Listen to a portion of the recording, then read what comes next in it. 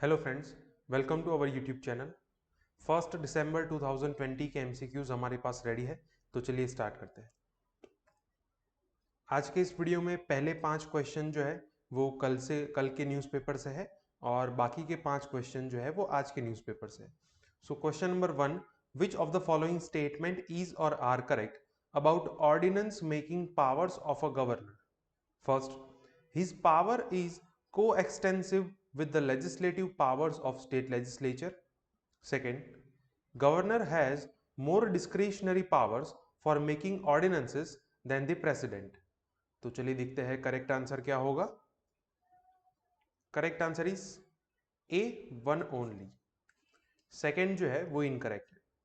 His power is को extensive with the legislative powers of state legislature. इसका मतलब क्या होता है कि governor can make ordinances only on those subjects on which state legislature can enact any law. जिस subjects के ऊपर स्टेट लेजिस्लेचर जो है वो कानून बना सकते हैं, उन्हीं सब्जेक्ट के ऊपर गवर्नर जो है वो ऑर्डिनेंसेस पास कर सकते हैं। तो फर्स्ट जो है वो करेक्ट होगा।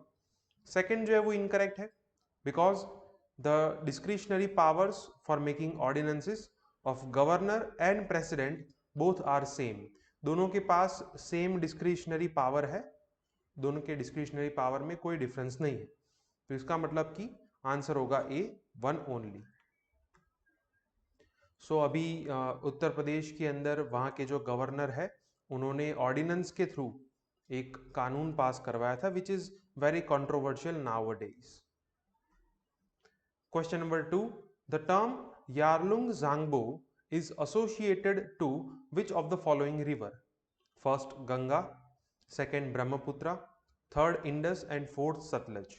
तो चलिए देखते हैं करेक्ट आंसर क्या होगा। Correct answer is B, Brahmaputra. Tibet region जो है उसके अंदर ब्रह्मपुत्र को क्या कहते हैं?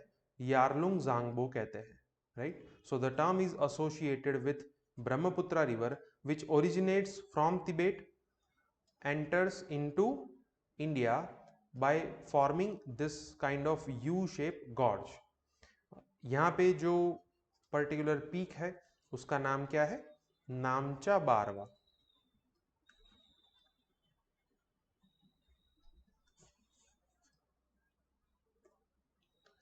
अभी चाइना जो है वो ये जो Yarlung Zangbo as it is known in the Tibet, इस रिवर के ऊपर एक डाउनस्ट्रीम डैम बनाने जा रहा है।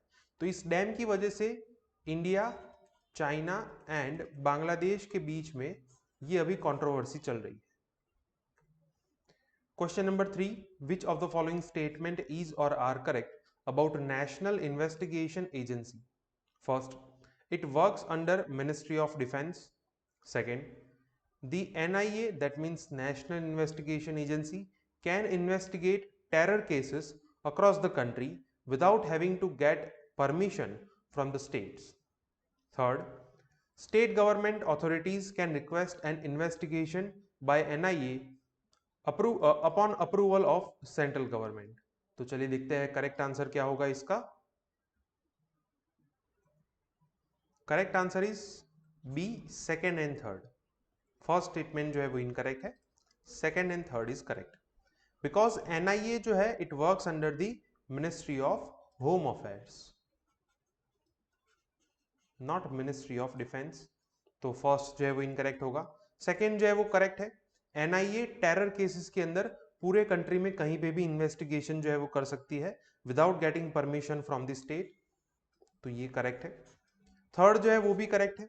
स्टेट गवर्नमेंट के काउंटर पार्ट पे देखें तो स्टेट गवर्नमेंट भी सेंट्रल गवर्नमेंट का अगर अप्रूवल मिल जाता है तो एनआईए को किसी पर्टिकुलर केस को हैंडल करने के लिए कह सकता है। दोनों स्टेटमेंट करेक्ट है। Answer is B, second and third. अभी 26/11 के जो टेरर अटैक है उनको एनआईए डील कर रही है और उसके जो की अक्यूज्ड है उनके ऊपर अभी रिवॉर्ड भी डिक्लेयर किया गया है। Question number 4, which of the following statement is or are correct about Real Estate Regulation and Development Act, that is RERA? First, the act provides for real estate regulatory authority at the central level established by central government. Second, all projects with plot size of minimum 500 square meter or 8 apartments need to be registered with regulatory authorities. Third, the liability to repair the structural defects for initial 5 years lies with the developer. तो चलिए देखते हैं correct answer क्या होगा. Correct answer is B, second and third. First जो है वो incorrect है. इनकरेक्ट इसलिए है because real estate regulatory authority जो है it is to be established in each and every state by the state government. ये जो कानून बनाया गया था उसी में ये कहा था कि ये रेगुलेटरी अथॉरिटी जो है वो हर एक स्टेट गवर्नमेंट में बनाई जाएगी. ये स्टेट गवर्नमेंट की रिस्पॉन्सिबिलिटी होगी. तो मतलब कि फर्स्ट जो है वो इनकरेक्ट होगा. सेकंड जो है वो करेक्ट है कि किसी भी प्लॉट की साइज अगर 500 स्क्वायर मीटर या फिर 8 अपार्टमेंट से ज्यादा है, राइट, तो उन सभी को रेगुलेटरी अथॉरिटी जो है वहां पे रजिस्ट्रेशन करवाना होगा. और अगर शुरुआत के 5 साल तक कोई भी स्ट्रक्चरल डिफेक्ट आती है तो उसकी जिम्मेदारी किसकी होगी? जो कंस्ट्रक्शन का डेवलपर है उसकी होगी. तो दोनों स्टेटमेंट करेक्ट है. Answer is B, second and third. So RERA act जो है वो गुरुग्राम में न्यूज में है because of 1/4 real estate units in Gurugram are stressed. वहां पे रेरा की वजह से कौन से इंप्लीकेशंस हो रहे हैं ये इस पर्टिकुलर आर्टिकल में दिया गया है. Question number 5. Which of the following state recently signed an MOU with International Digital Health Artificial Intelligence Research Collaborative known as IDARE for developing models of people-centric digital technologies and infrastructure in health sector? Option A Gujarat, Option B Maharashtra, Option C Punjab and Option D Tamil Nadu. तो चलिए देखते हैं correct answer क्या होगा. Correct answer is C, Punjab. Punjab ने recently ये जो body है उसके साथ एक एमओयू साइन किया है for people centric digital technologies and infrastructure in health sector.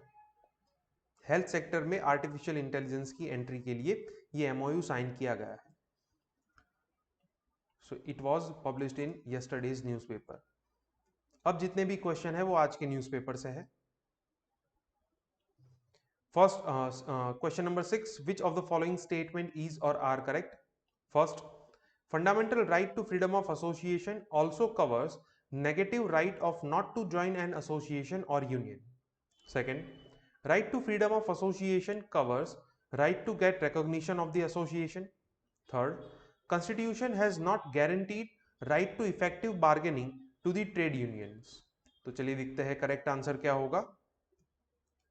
Correct answer is C, 1 and 3. Second जो है वो incorrect. Fundamental right under article 19 of the constitution, right to freedom of association, उसके अंदर ये भी cover हो जाता है कि अगर आपको कोई एसोसिएशन या यूनियन ज्वाइन नहीं करना है तो आप ऐसा डिसीजन ले सकते हैं. तो फर्स्ट जो है वो करेक्ट होगा. सेकेंड जो है वो इनकरेक्ट है because it does not cover any right to get recognition of association. आप एसोसिएशन बना सकते हैं लेकिन गवर्नमेंट की ओर से आपको रिकॉग्निशन मिलेगा ऐसा कोई राइट नहीं है. तो सेकंड जो है वो इनकरेक्ट होगा. थर्ड जो है वो करेक्ट है. कॉन्स्टिट्यूशन में ऐसा लिखा है और सुप्रीम कोर्ट ने ये क्लियरली कहा है कि ट्रेड यूनियन के पास इफेक्टिव बार्गेनिज्म का कोई फंडामेंटल राइट नहीं. It can be limited by the industrial disputes act, right. तो इसका मतलब कि थर्ड स्टेटमेंट जो है वो भी करेक्ट होगा. Answer is C, 1 and 3. So अभी सारे फार्मर्स का यूनियन जो है वो मिलके दिल्ली की बॉर्डर पे खड़े हैं. उनको प्रधानमंत्री के साथ ये फार्म लॉज को लेके बात करनी है इसलिए. Question number 7. Which of the following initiatives highlight India's role in supporting infrastructure and connectivity development projects in SCO region, that is Shanghai Cooperation Organization region? First, Chabahar Port. Second, INSTC, that is International North-South Transport Corridor. And third, Act Far East Policy. तो चलिए देखते हैं correct answer क्या होगा.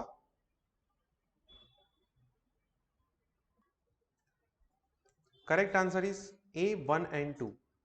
Third जो है it is not related to SCO reason.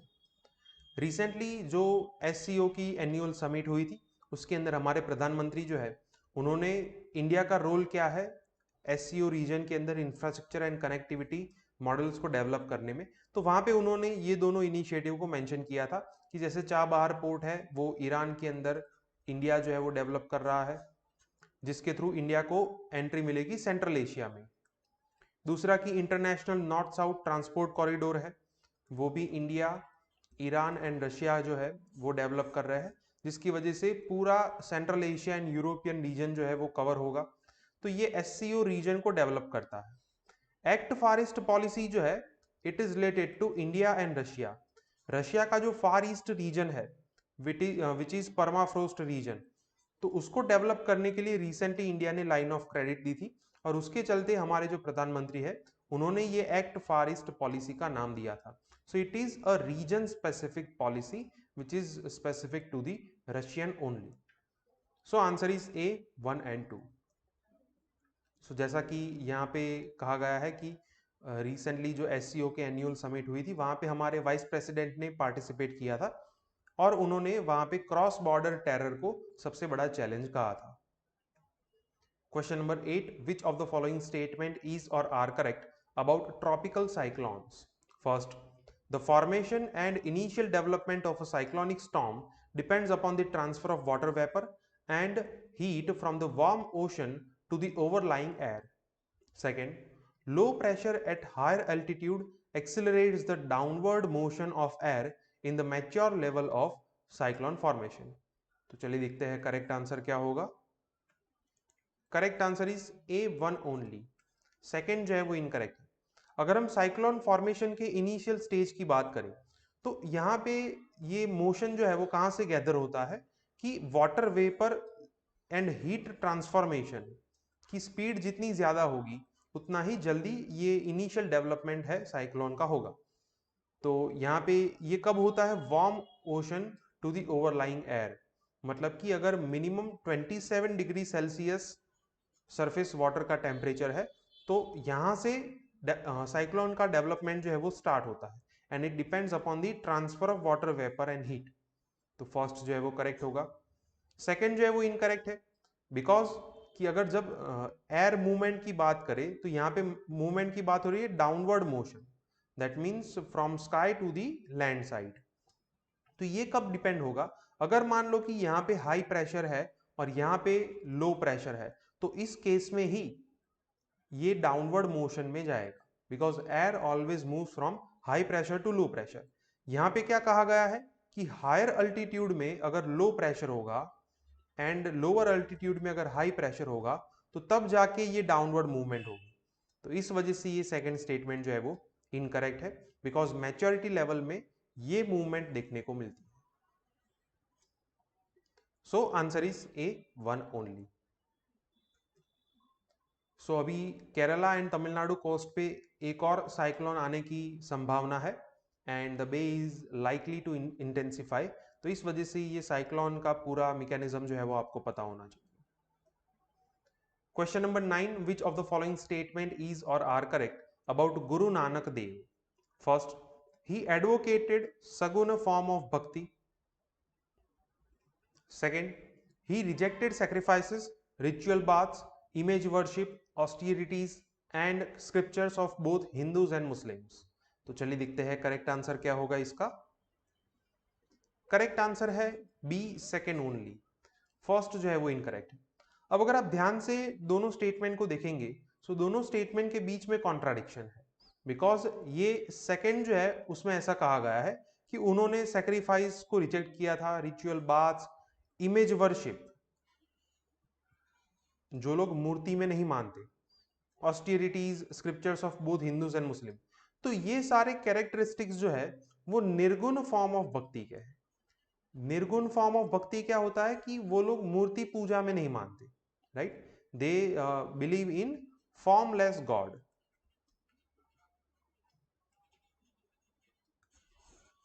और यहां पे क्या लिखा है, ही एडवोकेटेड सगुण फॉर्म ऑफ भक्ति। तो ये सारे कैरेक्टरिस्टिक्स जो है वो सगुण फॉर्म ऑफ भक्ति के हैं। तो मतलब कि दोनों स्टेटमेंट के बीच में कॉन्ट्राडिक्शन है, दोनों में से एक तो गलत होगा ही। तो मतलब कि यहाँ पे फर्स्ट स्टेटमेंट जो है वो इनकरेक्ट है, second is correct. Answer is B, second only. So कल के दिन पूरे विश्व में 551st बर्थ एनिवर्सरी मनाई गई है गुरु नानक देव की, इस वजह से ये न्यूज में है। Question number 10, which of the following was adopted in the year 1950 by the constituent assembly? First national flag, second national anthem and third national song. तो चलिए देखते हैं करेक्ट आंसर क्या होगा इसका। Correct answer is B, second and third. First जो है वो इनकरेक्ट है। 1950 के अंदर पर्टिकुलरली 24 जनवरी 1950 के दिन कॉन्स्टिट्यूएंट असेंबली ने national anthem and national song जो है वो दोनों एक ही दिन अडॉप्ट किया था। नेशनल फ्लैग जो है वो जुलाई 1947 में अडॉप्ट किया गया था, बिफोर इंडिया बिकेम इंडिपेंडेंट। तो इस वजह से ये फर्स्ट जो है वो यहाँ पे इंक्लूडेड नहीं होगा। Answer is second and third. So Nagaland के अंदर ये separate state flag and constitution की डिमांड चल रही थी। वहां के गवर्नर ने ये क्लियरली कह दिया है कि नो सेपरेट फ्लैग और constitution for Nagaland. Okay friends, तो आज के 10 MCQs यहाँ पे कंप्लीट होते हैं। अगर आपको कोई डाउट है तो आप कमेंट सेक्शन में लिख सकते हैं। हमारी वीडियो आपको पसंद आए तो वीडियो को लाइक कीजिए, चैनल को सब्सक्राइब कीजिए। Thank you.